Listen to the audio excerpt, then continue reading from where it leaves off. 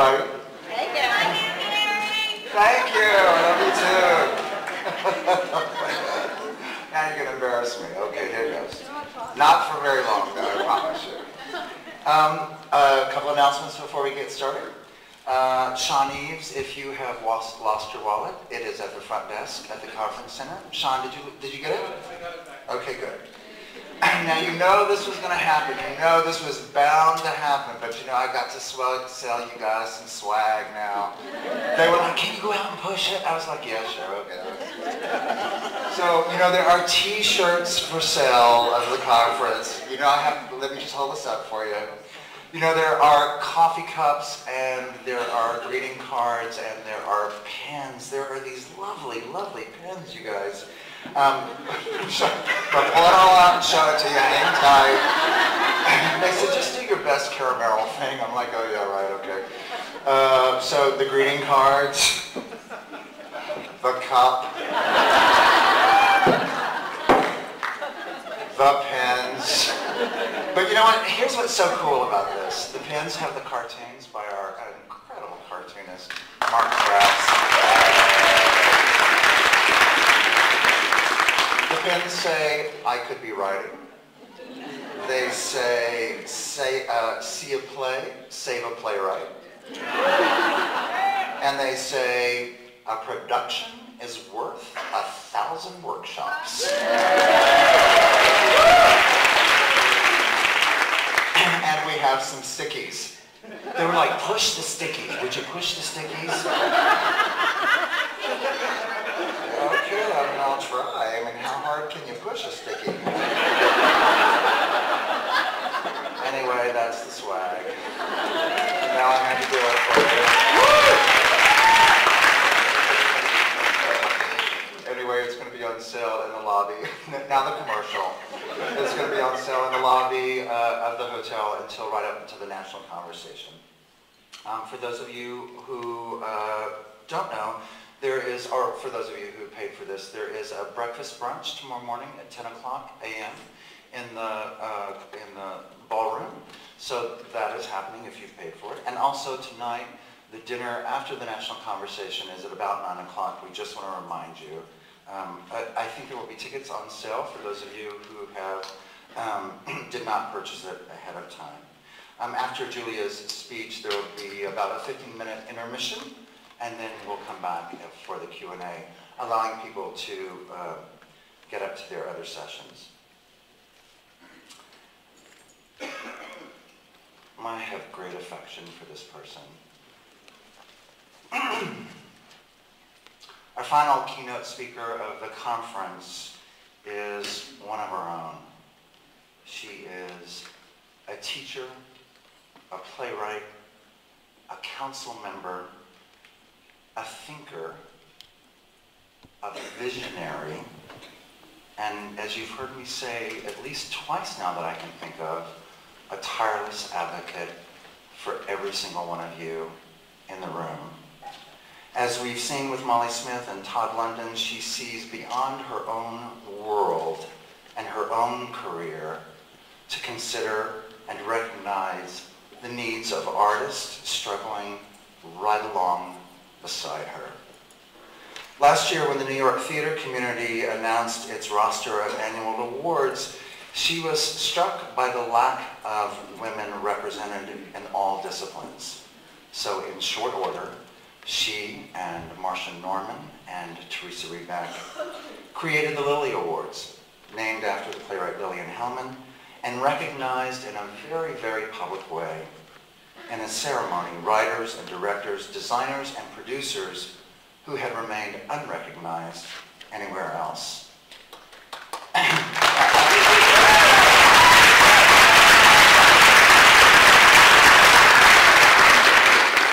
while the work for gender parity in the theater may be near and dear to her, I can promise you, unequivocally, she represents the needs of each of you in her committee and her council work at the Dramatists Guild. It is with great pleasure that I bring to the stage Julia Jordan.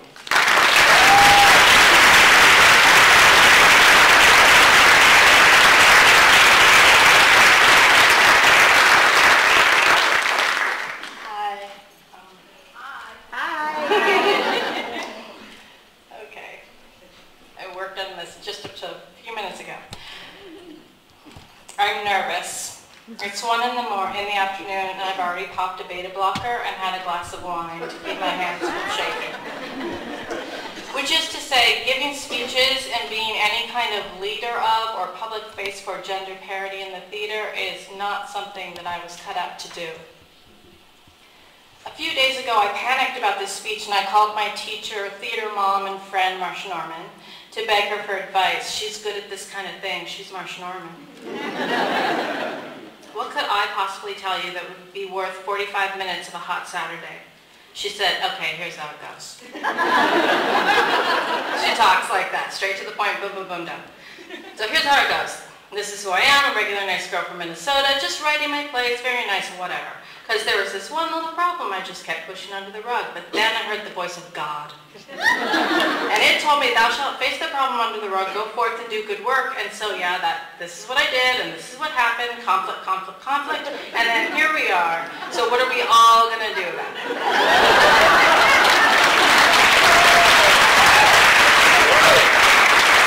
Marsha has perfect storytelling structure.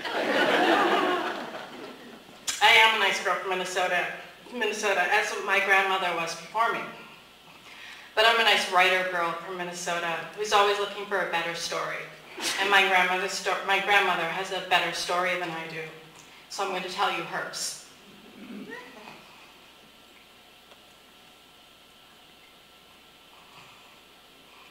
I'm such a girl, I'm going to cry. All right, my grandma Mary passed away a few months ago with all of her mental faculties intact at the age of 100. She had just finished her exercises, which meant slow dancing to Roy Orbison. He was a singer that she discovered in her mid-90s. She had Only the Lonely on a loop in her living room. She would get this swoony, rapturous look on her face whenever she heard his falsetto. She was a 100-year-old girl with a crush on a pop star. She called Mr. Orbison, quote, that young man with the beautiful voice. That's how old 100 is. At 100, you think Roy Orbison is a young man. She was not happy with me for informing her that he wasn't exactly young or alive. Mary McCauley was born in 1910 on a farm in Minnesota. The land wasn't very good. It was part leech-infested lake, part rock, and her dad had a knack for buying dry dairy cows, which is to say they were dirt poor.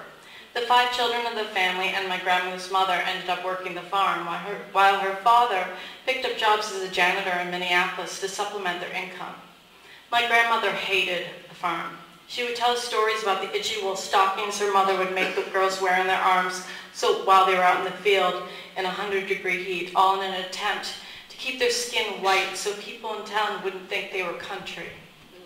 Hating farm life, my grandmother never understood the concept of pets. Animals inside a house disgusted her. She never learned any of our pets' names. She referred to them all as that damned cat, or that damn dog, or that damn rodent, or damn fish. Basically damn, and then she designated the species of the genus that the creature belonged to. Animals belonged in barns, and if you didn't have a barn, fantastic. You didn't have to take care of or clean up after any animals. She also didn't understand farmers markets, or why would anyone want to shop outside? What if it rained? And she would never sew. She would refuse to sew a button back on her own blouse. I remember as a kid, I wanted one, a little pink plastic sewing machine. I'm not quite sure why. I think my friend had one and her mom sewed. My mom, my grandmother's daughter, definitely did not sew. In any case, I must have told my grandmother that I was hoping for a sewing machine for Christmas because I clearly remember the lecture she gave me.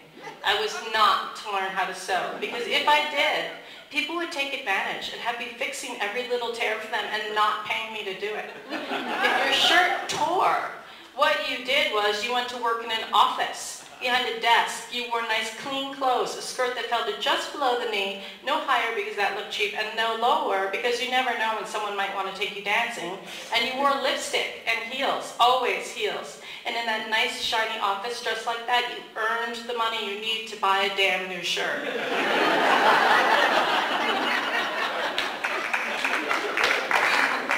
All this is to say that my grandma was poor. She was country poor. She was girl country poor. And she was determined not to be. My grandma's two brothers were sent to free public schools, but afraid that his daughter's virginity would be in jeopardy in the wilds of public schooling circa 1920, my great-grandfather managed to enroll his three daughters in Catholic school. Exactly how he managed that was revealed on their graduation days. Rolled up inside their diplomas was a bill for their entire grade and high school educations. After she graduated, Mary hightailed it out of Minnesota for the big city of Chicago, learned how to type really, really fast, got a job in an office, cut her hair short, went out dancing a lot, and paid off every cent of her schooling. She met my grandfather, fell in love, and the depression hit. Her father lost his janitor job, her brothers were unemployed, and the farm was as unproductive as ever. They couldn't pay the mortgage. So my grandmother did.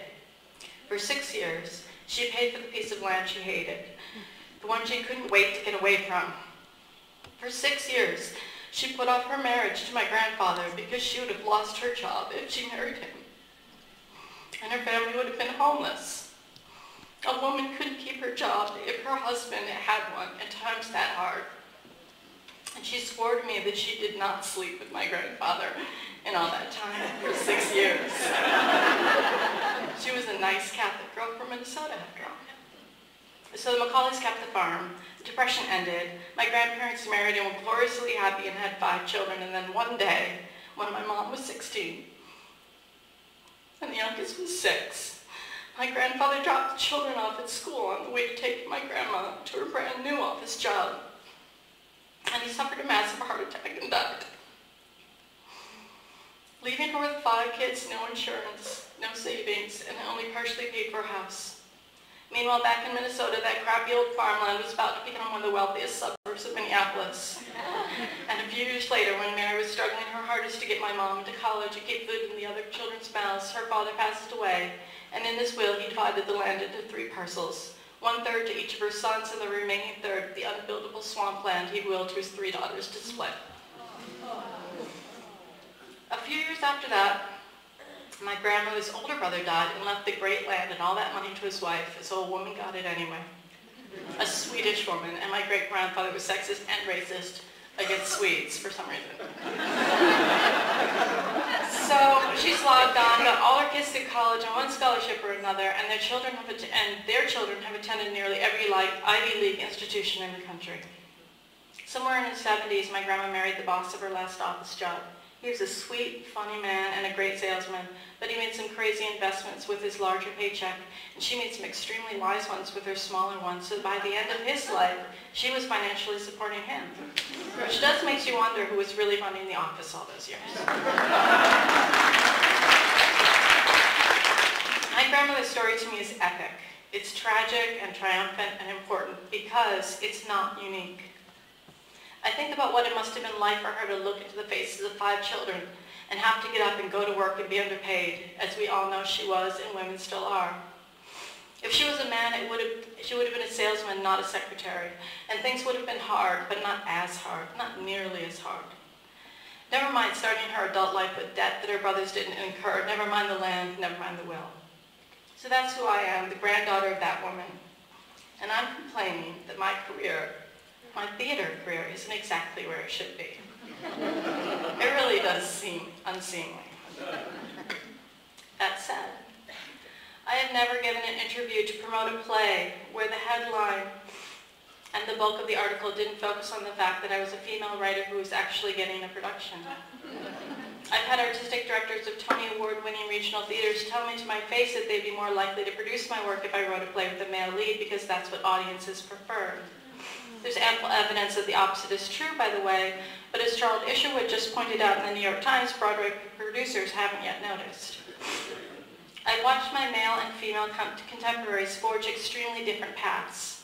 I've been out of school nearly 20 years now, and I look around at the writing group we started so long ago, whose members have come and gone and been added to, but we're all about the same age, we all have been writing about the same time, and we all started with the same credentials. We've all won awards, and we all respect each other as equals. We drag ourselves out on Wednesday nights year after year to hear what the rest of the group thinks about what we slogged out the night before.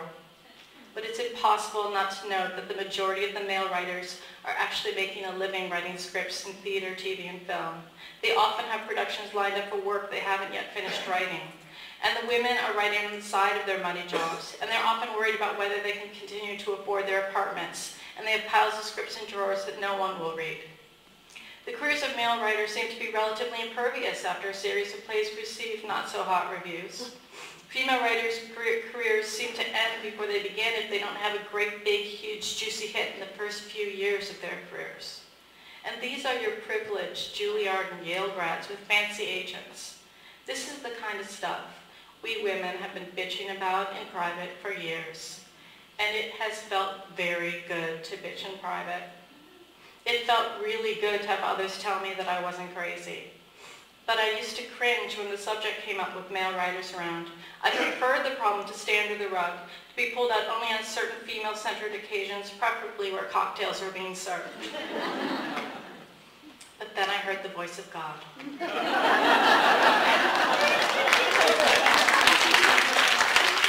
Okay, so then I heard the voice of God if God is Sarah Schulman. Sarah Facebooked me 3 years ago saying that for her birthday she wanted to get a whole bunch of female writers together, and I thought, fantastic girl cocktail party, let the bitching begin. We had different circles of friends. She'd meet mine, I'd meet hers. But then she sent me a list of theaters that were producing 0 women in their upcoming season, and the list was longer than usual. Women were being produced in less than the 1 in 5 slots to which we were accustomed. I'm so tired of the phrase, but it was the tipping point for me. I firmly believed that if the percentage of plays by women had stayed above the 17 to 20% mark, I would have kept my mouth shut, in public anyway. Sad but true. Before that year, I listened and honestly considered and factored in all the arguments about established writers being overwhelmingly male, that male artistic directors were simply more drawn to male work, that male writers write more dramatically, women more poetically, and drama in all bold caps is more commercial than poetry and flowering script. That things would get better in the future when more women were artistic directors and more girls had worked their way up through the ranks. That's what they were saying when I was a student at Juilliard. I'm now a teacher at Barnard and Columbia. A lot of time has passed, and the 1 in 5 slot has been standardized for all that time. There has been a jump in the numbers of female productions in the last 2 years in New York City, but I have no reason to believe there is a jump nationally, and frankly, the New York numbers have already begun to wind their way down again. So after Sarah's Facebooking me, I reread my 2001 NISCA report that put female writers at 17% of national productions. And I found TCG's list of the top 10 plays, which should really be called the list of most often produced plays. And I found that though women only wrote 17% of the plays that got first productions, when you looked at the top 2 plays that received the most productions around the country the following year, they held double that percentage. My date to my high school senior Valentine's Day dance just happened to have been Freakonomics economist Stephen Levitt. So I called him and I asked him if I had single-handedly proven bias in the American theater at my own kitchen table that morning. And he said no. But that he might be able to find someone with more sophisticated tools and a trained mind to take a look at the situation. Meanwhile, I was Googling away, bias in the arts. And I kept coming across Cecilia Rouse and Claudia Golden's landmark study of blind auditions, Orchestrating Impartiality, which showed that when the orchestras concerned about allegations of racism began holding auditions behind screens, not only did musicians of color begin to win seats, but so did women, and men and women who didn't have fancy schools and mentors behind them. Cecilia was very easy to find. Professor at Princeton, email on the university website. I wrote her an email asking her if she would talk me through the finer points of her study over lunch. She agreed to, and we set a date. But before we could even get together, I got another note from her. Her star student, Emily Sands, had just returned from the University of Chicago, where Steve Levitt was trying to persuade her to come for her grad studies instead of to Harvard or Yale or Princeton. There was a huge war over this young talent. Steve had mentioned my little findings to Emily and suggested it as a possible thesis subject. She had come back to Princeton intent on pursuing it, and Cecilia had put 2 and 2 together. Emily, Sherry Wilner joined Cecilia and I, and Sherry joined Cecilia and I for lunch a week later, and Emily Sands then got to work. She did 3 studies in 1 thesis. The first was about supply. Every time stats come out showing that women are underrepresented in journals, theaters, museums, the question always comes up about supply. Are female artists applying? Are they even present in the same numbers as men? And almost always the answer is, sorry ladies, the answer is no. No, they're not. At least they're not showing up in the databases in any numbers larger than the theaters are reporting they send in their scripts. In a town hall that was held in New York City a few months before, the artistic directors held forth that most received about 30% of their scripts from women. Emily looked at Dooley, the online database, and the Dramatists Guild membership, and found that in both, only about 30% of their writers were female. When Emily's thesis came out, she said, and she said exactly that, there was a huge outcry from women. The Dooley website is like Wikipedia. Produced plays are logged by others, but unproduced plays must be logged in by the only people who know they exist, the writers themselves. Maybe women don't go on Dooley. Maybe they don't join guilds if they aren't produced playwrights. Maybe. Emily didn't offer proof. She offered findings. And she found that the 30% that the artistic directors reported was mirrored almost exactly in Dooley and the Guild. I do think it makes sense that people who actively log their unproduced plays at Dooley are the same people who are actively sending their unsolicited scripts to the theaters. But a lot of women don't like that theory. It doesn't match up with their observations, and it seems to disprove their assertion that bias is at play. But it doesn't. They shouldn't even be surprised by it. Discouraged workers are always found when bias is in play. Women are human. Humans tend to make decisions in their best economic interest. And at some point, males and females have to adjust their playwriting dreams to the reality that they also need to keep roofs over their heads and food in their mouths. And as hard as it is for men to do that as playwrights, it's even harder for women. And so the attrition rate is steeper than that of men, therefore less supply. The second part of Emily's work was the audit study, where she had 4 scripts read by artistic directors and literary managers across the country. Now, I'm going to try to clear up something once and for all that the papers got wrong over and over again.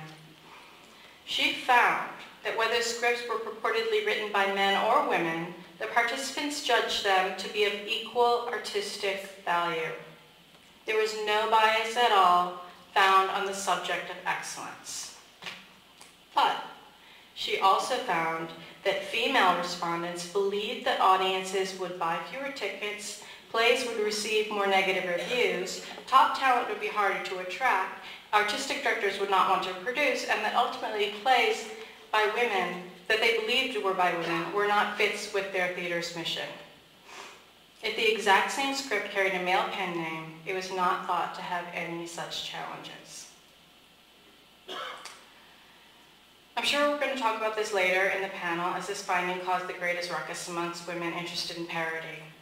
The simple answer: it's impossible to prove a null hypothesis. Finding no bias on the part of men means nothing. If I sent you out into the world to find an undiscovered species and you returned a few days later and said, I didn't find any, you can't conclude that there aren't any out there. And in turn, if you did return with a strange new bug in the palm of your hand, all that we can conclude is that when you set out, there was at least one undiscovered bug out there. So what we can conclude from section B of Emily's thesis is that she found bias against female work, a really interesting kind of bias that may suggest a self-fulfilling prophecy on the part of theater women, or may suggest that women in theater are simply reporting honestly what they see and know to be true. Or, most likely, in my opinion, some combination of the two. I couldn't help but notice in all the angry postings and comments from female respondents that hit the blogosphere in the days after the study's release, that they were not aware that they had given high artistic marks but predicted low economic return on what they thought were female-written scripts. They seemed oblivious to it. And yes, the sample size was big enough, and the findings were so stark that they reached the highest degree of significance that the field of economics recognizes. meaning that you could redo that study over and over again under perfect circumstances, you would get the same result at least 95 out of 100 times.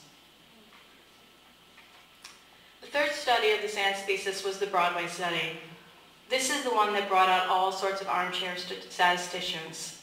Basically, like myself, Emily looked at the last 10 years of Broadway plays, threw out the outliers and plays whose entire runs were not inclusive. And as the numbers were not publicly available as to the cost of mounting each individual production, she judged plays against plays, musicals against musicals, and one-person shows against the same. And she found that works by women made an average of 18% more per week, and yet still had shorter runs than plays by men. This is the strongest evidence of bias in economic terms. It's in the numbers. Producers do not act in their own economic best interest when they close shows that are more profitable than the ones that they keep open. They are therefore acting on bias. The complaint about this study was in the assumption that had to be made that all plays cost the same, that all musicals cost the same. Of course they don't. But remember that the female-written plays made an average of 18% on average week by week. The only way that finding is meaningless is if the average play by a woman cost at least 18% more to mount. This is where we might just want to take a look around and remember that it's been established many, many times over and over again that work by women is generally produced on smaller stages and that plays by women that reach production have smaller casts than plays by men. So Emily's findings paint a portrait of what happens to women's scripts, bias and discouragement circling. Women dominate theater in high school and college. About the same numbers pursue graduate playwriting degrees. Agents, 50-50. Agents rep under 40% female clients. Those are the good agents who would give me those numbers. Theaters report 30% of the scripts are submitted by females, and then the theaters in turn produce just under 20%. That's what happens to female writers, attrition. Intelligent, educated, aware people are still talking about merit. That artistic directors need to choose work based on their assessment of merit alone. Does that mean that if an artistic director is convinced that work by white artists is inherently superior to work by artists of color, that he or she has the right to run a non-profit, tax-free, grant-receiving theater for white artists only? Can we not see through history how incredibly crappy human beings are at determining merit?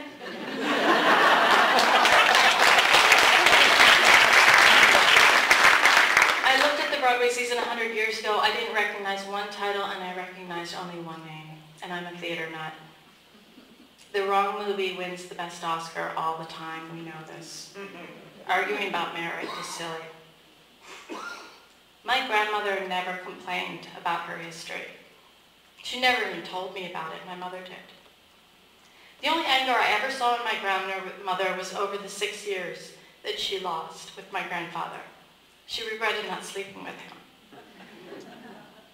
The money, the land, the secretary, salesman, she overcame all that in the end, but during must have been excruciating. My mom cries when she remembers, but I never saw my grandma cry about it, never. So here I am with a husband who's as good at changing a diaper as I am. He's out with them right now. And a father who has done nothing but encourage and support me unconditionally. And as far as my career goes, most of my plays actually have been produced. And I do make kind of a living. So what do I have to cry about? I remind myself constantly, as we all need to, that I'm not whining about my career. I can't. None of my statistics or any of the studies prove anything at all about anyone's individual career. We're all combinations of talent, advantage, right place at right time, happenstance, luck, determination. But a young female playwright who lives in New York City has a huge advantage in finding a production over a young male, a young female playwright who lives in New York City does have a huge advantage in finding a production over a young male writer in Boise. But if both leave Boise and head for the big city to work as artists in any field, not just playwriting, acting, directing, painting, dance, poetry, filmmaking, conducting, any field at all, if you were to bet who would be more likely to make a career out of it, you would be ignorant and foolish to bet on the woman. in any field that is, except for that of a musician in an orchestra which holds its auditions behind screens specifically to hide the race and gender of the applicant. So is the plight of the female playwright really that epic or tragic in the great scheme of things?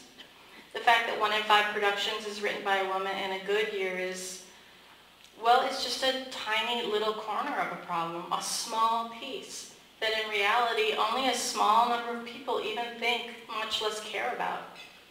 But it is a piece of an epic, tragic, contemporary problem, a travesty that permeates the whole globe. And it does seem that at this point in history, forces are coming together from its many, many corners, large and small, to address the state of women in the world. The American theater is our corner, our piece of the world, and it's ours to fix. And by working to put more stories by women on more stages, we will help in the best way we can to redefine in the audience's mind who and what women have always been, are, and can be.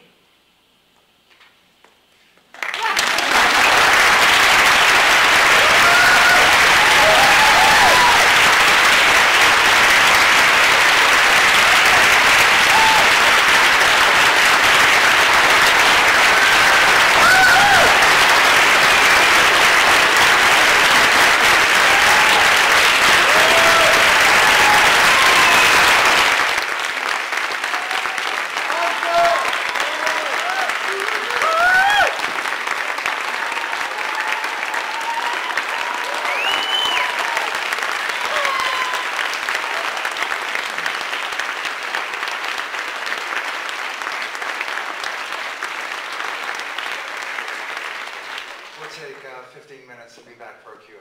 Thank you so much.